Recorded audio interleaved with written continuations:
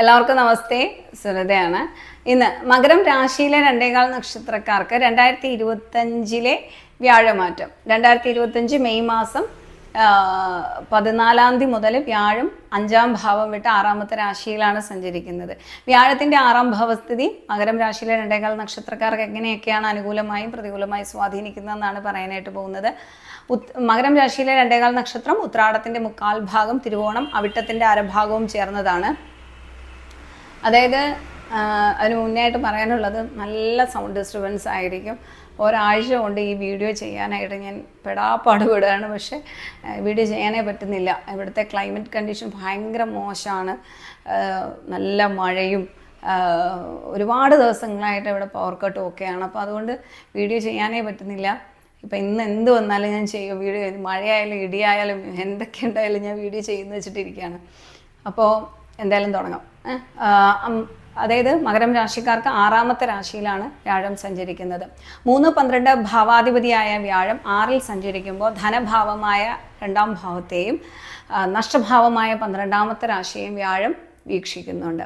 അതുകൊണ്ട് തന്നെ ധനപരമായ അഭിവൃദ്ധിയൊക്കെ ഉണ്ടായാലും അതിന് ആനുപാതികമായി ചിലവുകളും ഉണ്ടാവും. നിലവിൽ കടബാധ്യതകളൊക്കെ തീർക്കാനായിട്ട് വളരെ അനുകൂലമാണ്. വിദേശവാസം, വീട് വിട്ട് നിൽക്കേണ്ട സാഹചര്യമൊക്കെ ഉണ്ടാവും. സഹോദരങ്ങളുടെ ആരോഗ്യ പ്രശ്നങ്ങൾ, കൈകളുടെ ആരോഗ്യം, ഇതൊക്കെ നമ്മൾ ശ്രദ്ധിക്കേണ്ടതായ ഒരു സമയമാണ്. നിലവിലെ ആരോഗ്യ പ്രശ്നങ്ങൾക്കായി ധനം ചിലവഴിക്കുമെങ്കിലും ആരോഗ്യ പ്രശ്നങ്ങളൊക്കെ പരിഹരിക്കപ്പെടുകയും ചെയ്യും. PSC ടെസ്റ്റ് എഴുതുന്ന വ്യക്തികൾക്ക് ഡിസ്ട്രിക്റ്റ് ചേഞ്ച് ആക്കി പരീക്ഷ എഴുതിയാൽ ജോലി കിട്ടാനുള്ള സാധ്യത വളരെ കൂടുതലാണ്. സ്പിരിച്വൽ ട്രെയിനേഴ്സിന് അനുകൂലമാണ്. കടബാധ്യതകൾ കുറയ്ക്കാനുള്ള അവസരങ്ങളൊക്കെ ഉണ്ടാവും. കേസിൽ അനുകൂല വിധി ഉണ്ടാവും. പ്രതികൂല സാഹചര്യങ്ങളും വെല്ലുവിളികളും ഉണ്ടായാലും വിജയ സാധ്യതയുണ്ട്. റിസർച്ച് ചെയ്യുന്നവർക്കും സയൻറ്റിസ്റ്റിനും അനുകൂലമായിട്ടുള്ളൊരു കാലഘട്ടമാണ്. വിദേശത്ത് പോകാൻ ആഗ്രഹിക്കുന്നവർക്കും ഹെൽത്ത് കെയർ പ്രൊഫഷണൽസിനും അനുകൂലമാണ്. സന്താനങ്ങൾക്കും യാത്രകൾക്കും വിദ്യാഭ്യാസത്തിന് നല്ല കാര്യങ്ങൾക്കും ധനം ചിലവഴിക്കും. തൊഴിൽപരമായി പുരോഗതിയൊക്കെ ഉണ്ടാവുമെങ്കിലും ധാരാളം വെല്ലുവിളികളും ഈ കാലഘട്ടത്തിൽ ഉണ്ടാവും. ജോലി ഭാരം കൂടാം. ജോലിയിൽ മിസ്റ്റേക്സ് ഒക്കെ വരാതെ നമ്മൾ ശ്രദ്ധിക്കേണ്ടതാണ്. ക്ഷമയും ശ്രദ്ധയും വഴിയാണ് വിജയം നമുക്ക് ഈ കാലഘട്ടത്തിൽ ഉണ്ടാകുന്നത്. വ്യാഴം 10-ാം ഭാവത്തെ വീക്ഷിക്കുന്നതിനാൽ നേതൃഗുണമൊക്കെ ഉണ്ടാവും. Health care, law, fire fitting, construction, artificial intelligence, cyber security, military, police, electric lineman, iron and steel workers, oil rig workers, bomb disposal experts, mining and geology, pilots, air traffic controllers, mental health counsellors, social workers, broadcasters, newspaper reporters, emergency ഡിപ്പാർട്ട്മെൻറ്റിലൊക്കെ ജോലി ചെയ്യുന്ന വ്യക്തികൾ, cardio vascular technologist, ഇത്തരത്തിലുള്ള മേഖലകളിൽ ജോലി ചെയ്യുന്ന കൈകാര്യം ചെയ്യുന്ന വ്യക്തികൾക്ക് വളരെ അനുകൂലമാണ്. എന്തുകൊണ്ടാണ്? കാരണം 6-12 ഭാവങ്ങളുമായിട്ടാണ് വ്യാഴത്തിന് സ്വാധീനം ഉണ്ടാകുന്നത്. 6-10-12 3 ഭാവങ്ങളുമായിട്ടാണ് സ്വാധീനം ഉണ്ടാകുന്നത്.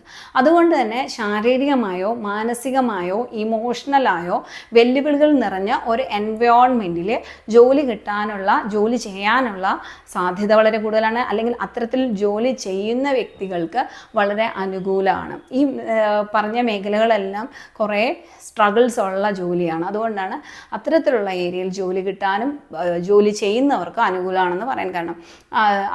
അത്തരത്തിലുള്ള മേഖലയിൽ പഠിക്കുന്ന കുട്ടികൾക്കും അനുകൂലമാണെന്ന് പറയാം.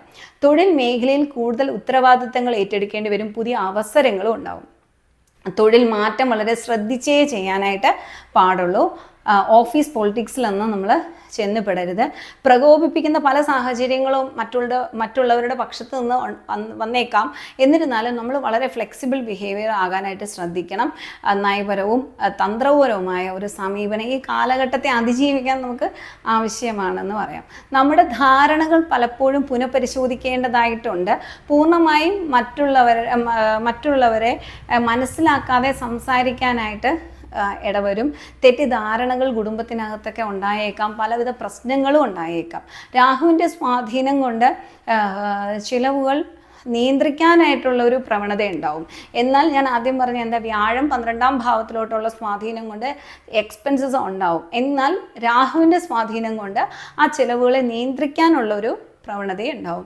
നിങ്ങളുടെ കഴിവുകൾ തെളിയിക്കുന്നതിന് അവസരം ഉണ്ടാവും. മുതിർന്നവരുടെ പിന്തുണയും പ്രശംസയും ഒക്കെ ഈ കാലഘട്ടത്തിൽ കിട്ടുകയും ചെയ്യും.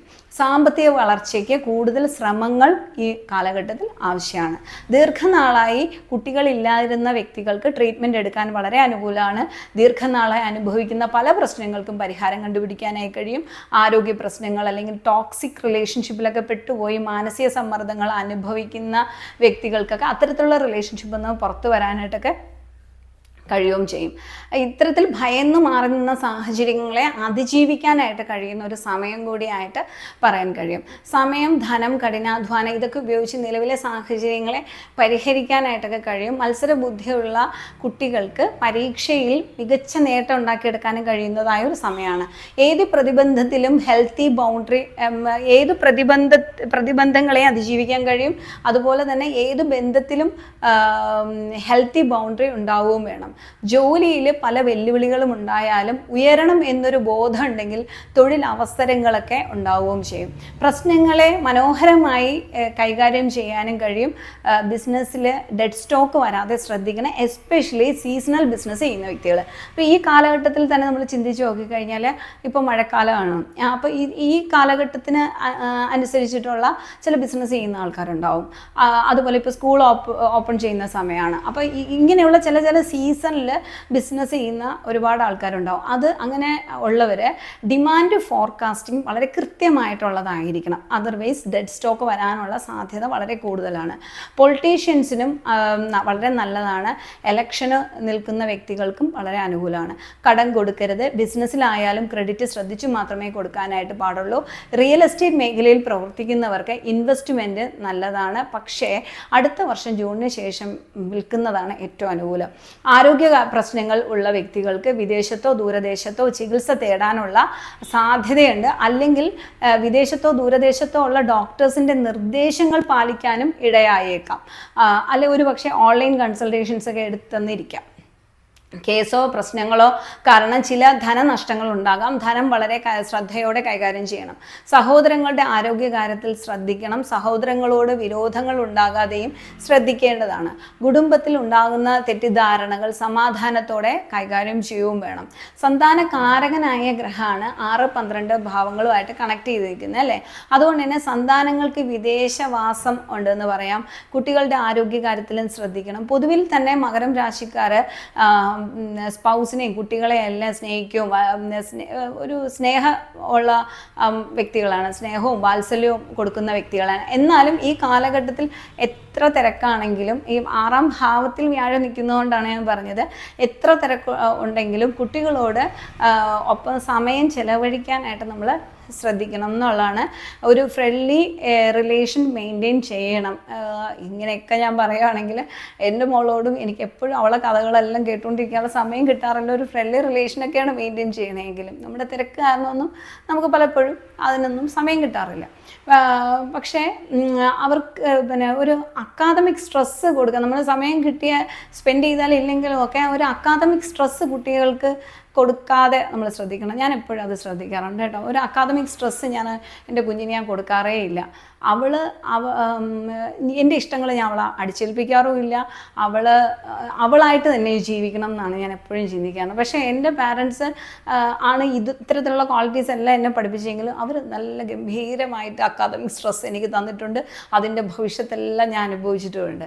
അപ്പോൾ അതുകൊണ്ട് തന്നെ ബാക്കി എല്ലാ കാര്യത്തിലും ഒരു സപ്പോർട്ടാണ്. പക്ഷേ എനിക്ക് നല്ലവണ്ണം അക്കാദമിക് സ്ട്രെസ്സ് തന്ന് എന്നെ വല്ലാത്ത അവസ്ഥയിലൊക്കെ കൊണ്ടുപോയിട്ടുണ്ട്. അപ്പം അതുകൊണ്ട് കുട്ടികൾക്ക് ഒരിക്കലും ഒരു അക്കാദമിക് പ്രഷർ കൊടുക്കരുത്. അവരോട് എപ്പോഴും ഒരു പാരൻസ്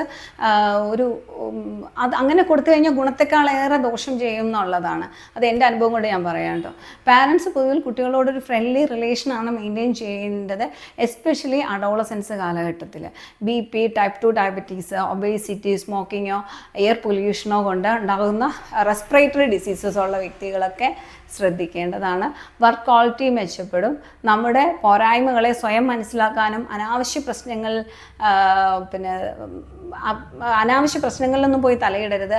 സാക്ഷി പറയാനോ അല്ലെങ്കിൽ ജാമ്യം നിൽക്കാനോ കടം കൊടുക്കാനോ ഒന്നും പോകരുത്.